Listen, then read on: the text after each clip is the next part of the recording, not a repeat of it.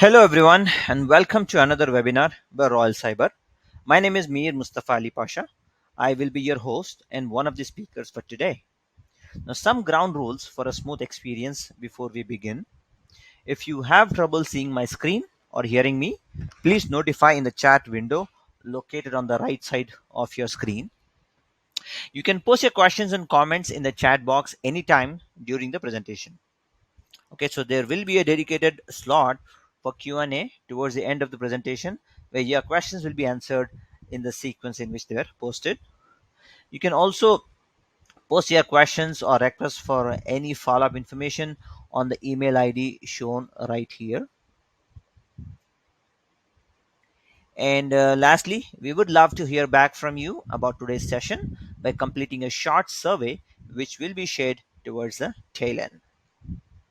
Okay, so in the next 45 minutes, we will discuss how open banking and API management play a vital role in empowering the future of finance.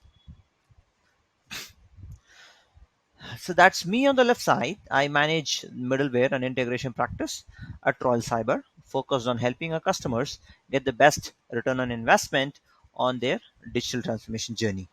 On the right side is my colleague, Mr. Ali Akhtar, who is working as a practice lead at Royal Cyber. He has a tremendous experience in architecting, designing, and implementing open banking and FPG based solutions for our customers across the globe.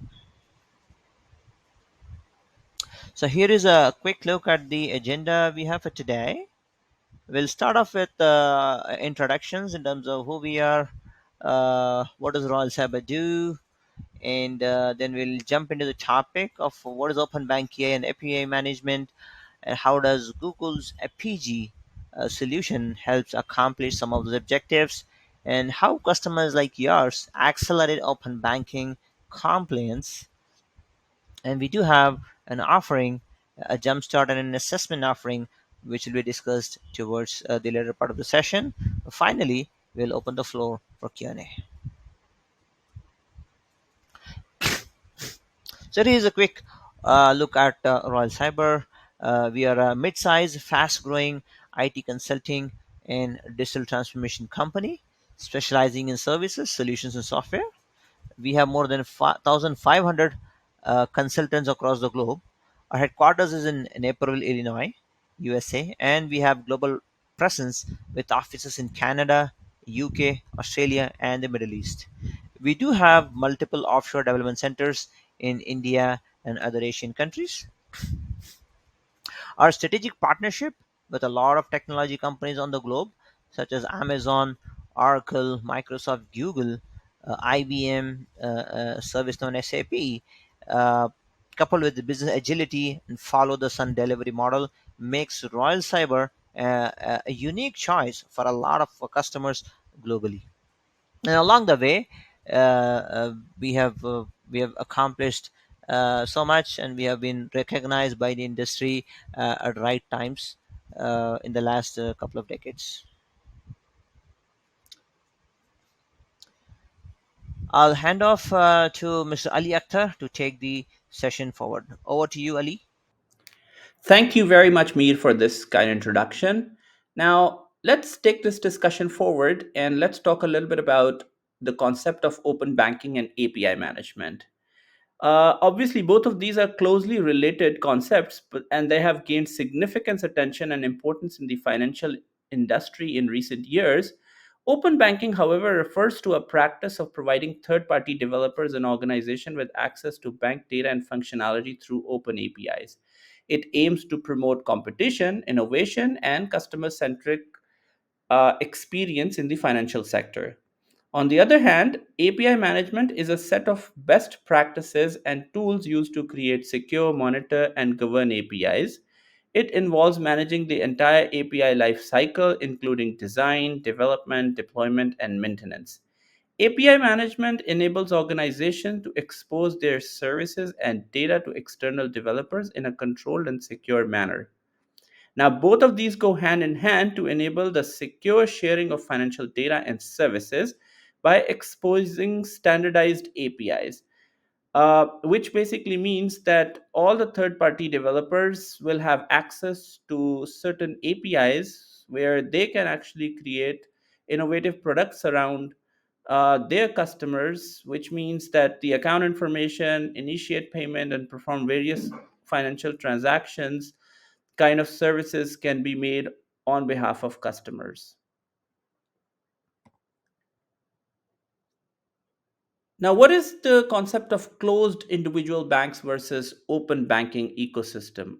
Obviously, these are the two different approaches to the provision of financial services and the sharing of financial data. But what are these actually? So, closed individual banks actually refers to the traditional banking model in which each bank operates as a self contained entity, offering its own range of products and services to the customer without leveraging any third party developers or fintech players. And the model is basically where the bank holds full control over customer data and restrict access to it, and customers can only access to the services and products offered by their bank, and that is limited to interoperability between different banks and financial institutions. All the innovation and competition that are largely exist outside of that bank can be limited to whatever that individual banks has to offer, and they can develop over the period of time. On the other hand, open banking ecosystem promotes collaboration, interoperability, and data sharing among different banks that allows customer to share their financial data securely with authorized third-party providers through standard APIs. And this will enable the development of innovative financial products and services by leveraging the data and functionalities of multiple banks and financial institutions. So, that being said, what's more important is to understand that the closed individual banks who basically hold the data of customer and believe in their own innovation will have limited way to innovate through their own developer experience and everything else, compared to the open banking initiative or the ecosystem where the banks can largely depend on third party developers, fintech players who are creating more and more innovative products around your banking services, who are involved in the open banking in an ecosystem and can largely create a wide range of services to actually promote financial inclusion for their customers. Now, based on that concept, obviously there are key elements to it. One of the key element is that since this regulation came in, is the European PSD2 the start of global wave of open banking regulation? Or will open banking grow naturally even without regulations? And how could APIs blur the boundaries between industry verticals? Now, this is very interesting. And we will start off with, is Europeans PSD2 the start of global wave of open banking regulation? Now, what is that? So it's basically PSD2 versus APIs. What are PSD2? PSD2 is Payment Services Directive 2, which is a European Union regulation that aims to promote competition, innovation, and security in the payment services industry. And one of the key requirements of PSD2 is to provision the access to banks' account information and payment initiation service through open APIs. And PSD2 mandates that banks and other payment service providers must provide authorized third party providers with access to customer account information as well as the ability to initiate payments on behalf of customers. And all of this can be done through the APIs, where a standard interface can be available to all these third party developers so that they can create different uh, programs around it, and allows different systems to communicate and exchange data between each other and come up with a very innovative product. And what is most compelling is that the basic API suite is available to all the third parties by a legal mandate, and no contract is needed for that. So, will open banking grow naturally even without regulations? Yes, it will. How? Uh, Exposing data through APIs is the only way to make this possible. Now, if you look at this picture, there are a number of uh, areas that you can obviously see, there are mobile devices, there are brick and mortar store, there are broad based indirect marketing available, there is a cash plus credit cards payment, there is a phone based slow mechanism of customer services, versus connectivity, which is device to everything, omni channel experience, target marketing, mobile, digital, multi channel, real time capabilities. Now, all of this is basically sometimes the business have to do if they want to stay relevant. And the conversion of digital trends like cloud computing and mobile devices and big data, not to mention the rapid speed at which this everything is happening, is forcing businesses to serve customers, partners, and employees in different way possible. And every part of the organization has to behave differently than in the past. And for that, let me give you a quick example of what a retail instance could be looking like. So, not only does the customer do shopping experience have the omni channel, but any marketing or promotion received by the customer has to be customized and targeted based on their preference and activities. And what happens if they're unhappy with their purchase or their experience? They want to be able to reach you in whatever channel is convenient for them, and they expect you to have knowledge of their purchase and a quick ability to resolve whatever problem they had. Now, this is a huge expectation, and it's not just true in case of real retail, but also really in every industry. They're facing this challenge, and it's one of the most important challenge that is out there in the market. And the only way to meet this is through an integrated platform that exposes data through APIs. Now, what is the concept of this long tail? So, if you look at the left side, you see head, and head are those institutions who are large established financial institutions such as major banks and payment services providers. Typically, these banks have got a biggest market share, wide range of a customer base, and established infrastructure, and they are subject to be more comprehensive and stringent regulatory requirements due to their size and systemic importance. On the other hand, these long tails in the open banking regulations represents a diverse group of smaller financial institutions who are credit unions, community banks, fintech, etc., startups, etc. These institutions have a smaller market share and limited resources compared to the head institution. And open banking actually recognizes the challenge faced by these long tail institutions and often provides certain exemptions or simplify the requirements for them, which means that the aim to encourage participation and innovation for these smaller players without imposing disproportionate compliance burden becomes more and more easier for them to come in and participate. For the long tail institution, open banking regulations may refer to options such as leveraging standard APIs provided by the larger banks, partnering with the technology services provider for API solutions, or benefiting from the regulatory sandboxes or phased wise compliance timelines which is available for them. These measures help mitigate the potential cost and resource constraints faced by these smaller institutions while still ensuring compliance with the core principles of open banking. Now, how could APIs blur the boundaries between different industry verticals? So, in developing economies, banks with API strategy becomes less branch centric and engage with underbanked compared to the developing economies, where telcos with API strategy becomes adapt to adding large number of partners at a low cost. So, this distinction between the head and the long tail recognizes the varying capacity and capability of financial institutions in implementing open banking regulations. While larger institutions may have resources to develop and maintain their APIs, smaller players may rely on collaborative approach or regulatory support to participate in the open banking ecosystem.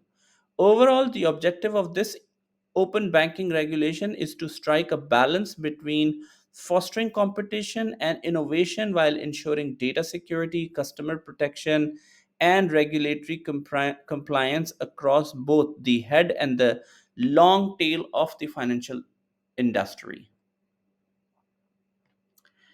Now, API strategies blur the boundaries between verticals and position is gained through the ecosystem. API strategies have indeed played a significant role in blurring these boundaries between the verticals and have shifted the focus towards building ecosystem of partners. Traditionally, businesses operated within specific verticals providing products or services within their respective industries. However, the rise of APIs and the adoption of API strategies have facilitated the creation of interconnected platforms and ecosystems that transcendent vertical boundaries. APIs allow businesses to expose their data and services and functionalities to external developers and partner in a standardized and controlled manner. These enable seamless integration and collaboration between different organizations regardless of their industry and verticals. By opening up their APIs, businesses can extend their reach, access new market, and leverage the expertise and capabilities of partner from diverse industries. And that means that, you know, because of being in the API business, different industries can complement each other. Like in case of banks and telecom industries, they can complement each other because of being a vibrant ecosystem. So both of these can complement their services by leveraging these APIs. Now, from here, we will talk about the overview of Google APG, how Google APG plays a key role in the financial ecosystem, in providing the open banking regulations, and how these APIs can be compliant with the open banking industry standard regulations. The reality is that today's digital economy requires a paradigm shift in the way business and IT operates. The environment you're facing isn't just the next gradual step in the development of online commerce, it's an entirely new world that's moving and changing faster than ever. And with it, it's bringing a rising tide of customers, consumers, partners, and employees' expectations.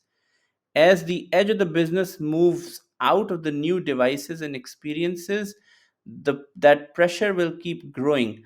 Websites and online coupons won't cut it in this world. You need to have tailored smartphone apps and personalized experiences that keeps up the accelerating demands. And that's just the start. With the emergence of the Internet of Things, those experiences will need to integrate with kiosk and connected cars and wearables, electronic devices, smartphones, sensors, and appliances.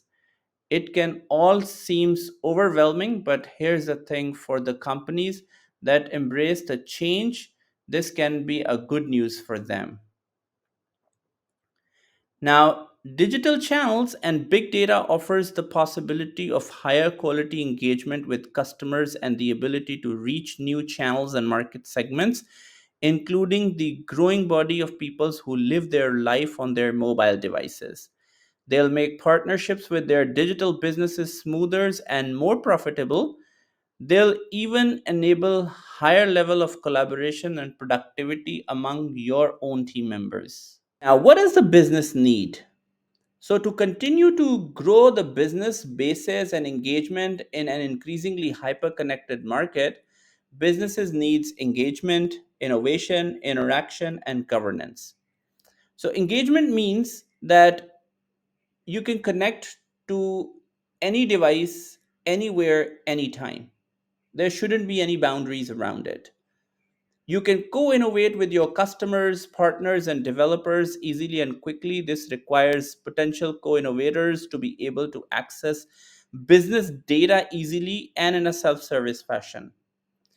You can empower your users with interaction onto the social media networks, mobile devices, and the cloud. Business needs to be able to collect and transmit data to and from very different environments.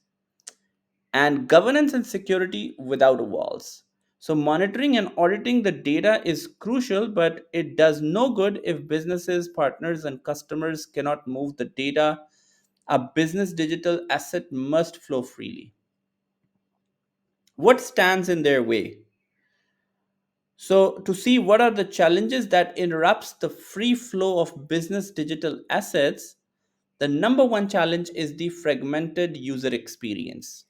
It means that siloed applications are there that don't talk to each other.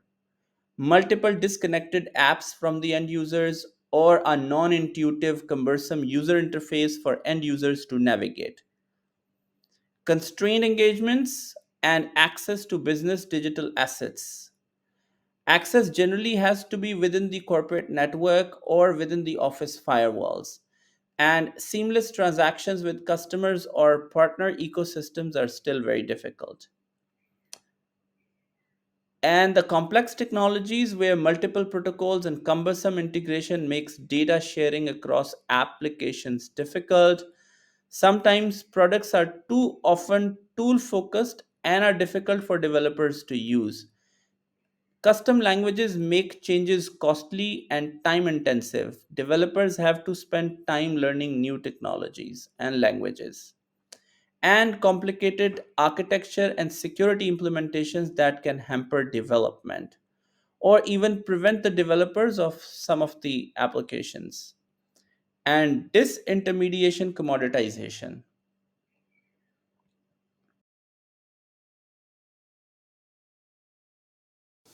Now, let's talk about a digital value chain. Apigee enabled digital businesses accelerate with a unified and complete platform purpose built for digital businesses. Apigee includes three key elements: API services that unites the best of internet and enterprise technologies to provide rock solid reliability and enterprise grade flexibility, all in the industry's most complete and unified platform. Then we have the developer services that enables a great developer and community experience that accelerates API adoption, simplifies learning, and increase the business value of APIs. And then we have the analytics services that enables end-to-end visibility across the digital value chain with unified operational developers, app performance, and business matrices that are needed to monitor, measure, and manage access. So, in short, if you look at it, this backend is your backend system, which is going to be exposing the service onto the API team that can build that API, and then it will be exposed to the developers, app users, and the end users as well. Now, how IT makes digital business simple, scalable, and secure. So the first thing is the simplification. You can provide API provisioning and publishing those, make it easy for the discovery and consumption so that every developer can easily discover and consume that API service with multiple API provisioning abilities and publishing capabilities. From a scalability perspective, you allow the developer portal to be scalable. You can allow the seamless scale of billions of API calls that can land in and out of your system. You can create a traffic policies and caching mechanism that will help the APIs to have a caching mechanism and not to go to the backend all the time with maintaining the traffic policies and the real-time analytics which allows which allows you to understand the app performance, developers behavior, operational visibilities, all these kind of things. And then how can you secure the access is with a controlled access policies, a complete rollback security, and a full scale auditing and monitoring mechanism which allows the platform to make it more securable for the customers partners, and the developers who are going to use that. The pace of change in accelerating the entire ecosystem and compliance maintained. So we have system of records where we have all the underlying systems, for example, SAPs and database and SFDC systems. We have a data warehouse where business intelligence systems are connected, and then we have data lakes for other data. And all of these systems are actually connected to the ESB or your service oriented architecture or any middle layer. And then on top of that, we have the consumers, partners, internal teams, marketing, all of these are using these services. And then what is the pace of change going to look like? It's basically the speed of change in which the business is going to operate now. With all of these systems of engagement, we have the adaptive layer, and that adaptive layer is going to be an API management layer. So, this is going to be the new architecture where API management comes in between all the underlying systems and your front end channels for consumers, partners, internal teams, and marketing. And then all of these are services which are going to be exposed to the consumers and partners and the team. So, supporting IT and compliance and governance. Um, there are key elements to it. So, the first one is versatility. So, API consumable across different devices and platforms. You can configure them for monetization. Onboarding configurability for developers makes it easy to become more versatile. Security configurations of assets, configurability of change management of APIs, ease of enabling complex data transformation, and end to end forensic auditing. This is where all of these points make it a versatile product for you. Then we have extensibility. In that extensibility framework, we can include inclusion of external libraries. We can include pluggables into existing IDPs, pluggables into SAML, ability to discover many protocols, ability to dynamically create complex analytic reports, and functional pluggability of APG functions to extract external platforms. And then from a security perspective, it covers the PCI DSS compliance, SOC 2 compliance, authentication with TLS, OAuth, and SAML, fraud detections for coupons and transactions, delegated authentications with LDAPs and Active Directories, a complete rollback management, integration with custom IDPs, error rates and failures, device platform stability, consistent backend service protection, enable API teams to securely expose the backend services, and the security from APIs to backend. And then comes the scalability part where it supports the architecture processing 3.4 billion transactions per day or even more. Ability to segment 5 layers of architecture, high availability, dynamic node inclusions, complex and node cache for high performance, and node performance routing. And then last but not least are the analytics, where multi tenant data access is there, ad hoc statistical analytics would be there, ad hoc custom reporting is available in the system, permissible role access is there, end to end segment analytics are there, business transactional analytics are there, monetizations and ROIs are there, along with analysis and reporting. Now, how to accelerate open banking compliance? Now, all of these are new customer expectations where mobile banking is going to be there.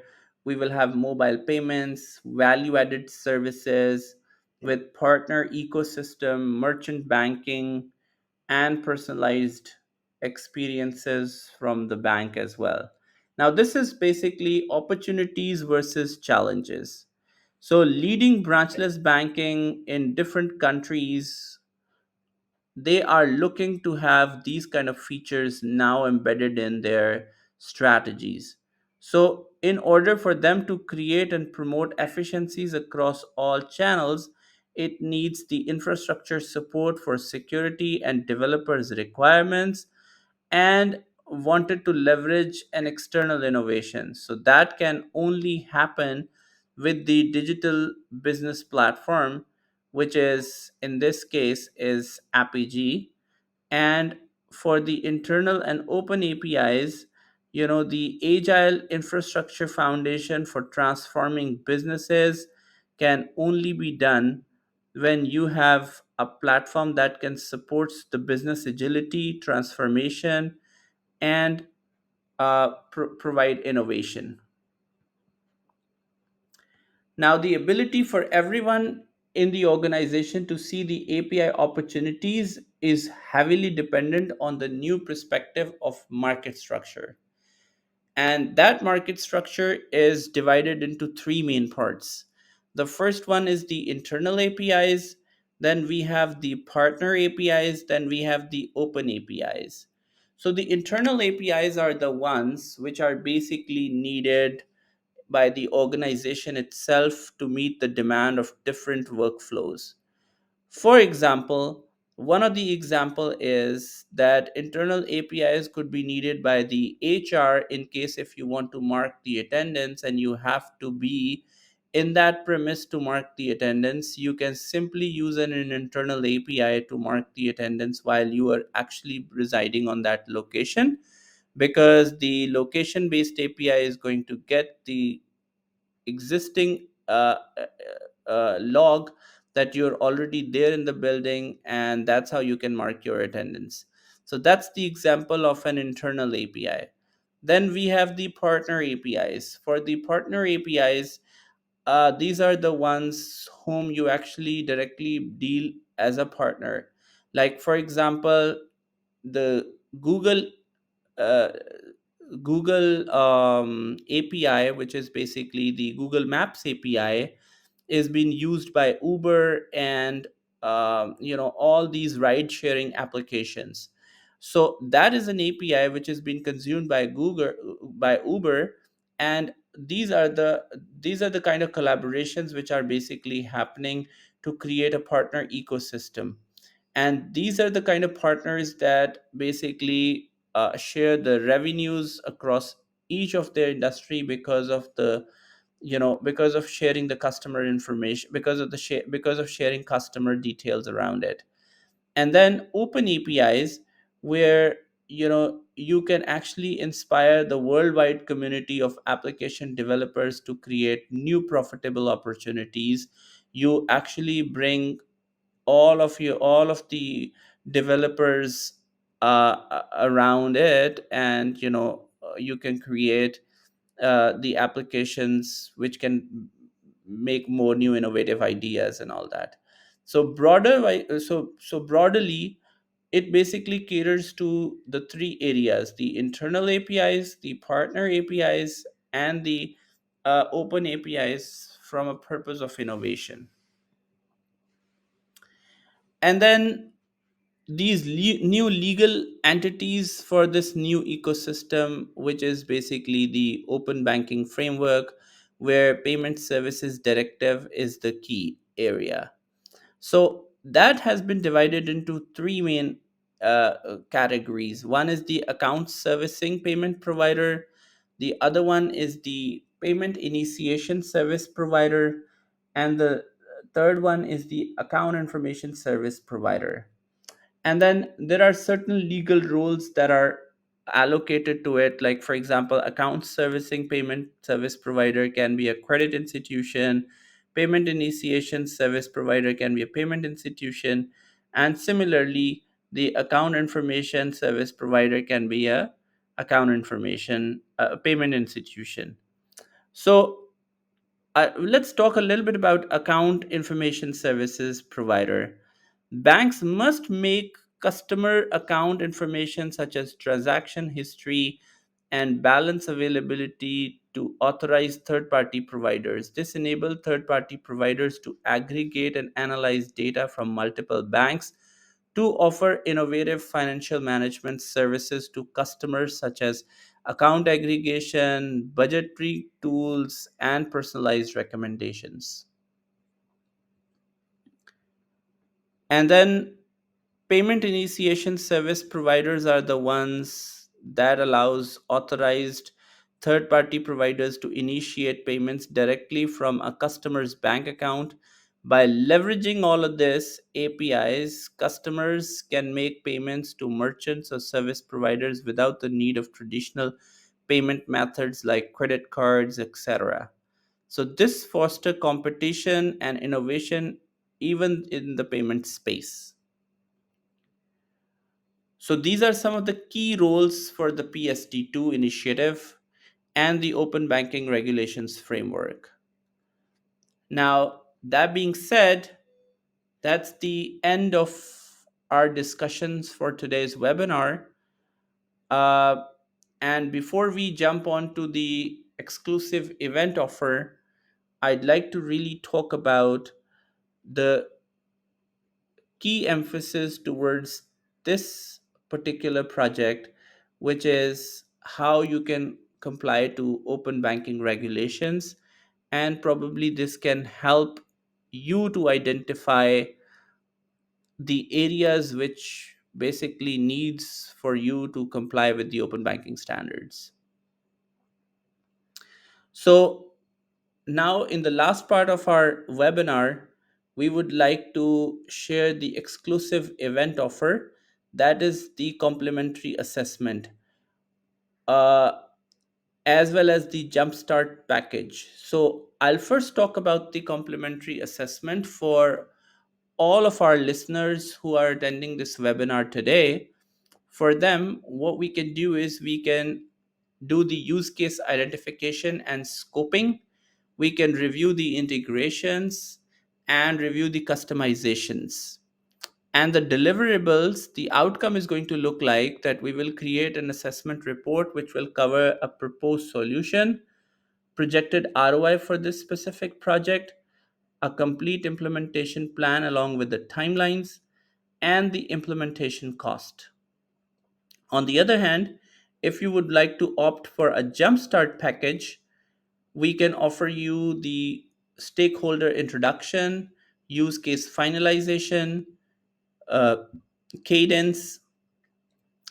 There is a pilot use case implementation that we can agree on, the documentation that we will prepare for you specifically, a knowledge transfer sessions, services, and support options. So, all of this is going to be estimated for about 4 to 6 weeks with a discounted price. So,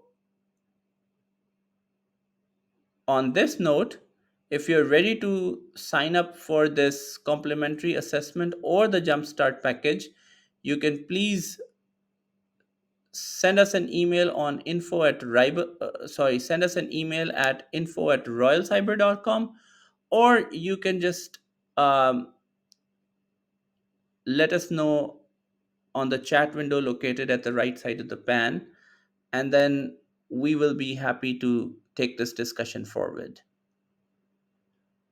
Now, while we are going to enter in the last part of our call, we will now be happily taking on the question and answer session so that whatever your questions are, that can be answered during our discussion.